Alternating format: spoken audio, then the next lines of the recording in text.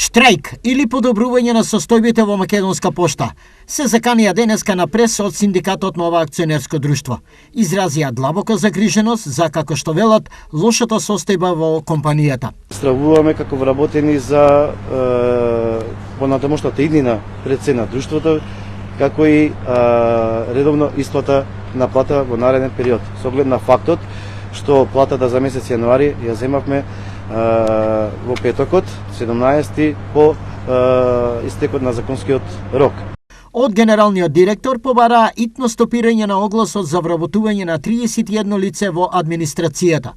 Нам ни се потребни лица во технолошкиот дел, како поштари и шалтерски работници, објаснија од синдикатот. Затоа, на владата и дадоа рок од 5 дена да ги санира состојбите, а во спротивно ќе ги преземеме сите законски мерки и механизми за заштита на нашите работнички права, тоа се организација на протести, повторно штрајк, доколку нема слуха за подобрување состојбите. Над 2000 вработени се во Македонска пошта. Од нив 65% се лица постари над 55 години, што значи наскоро оперативните работни места ќе останат празни, констатираа поштенските синдикалци.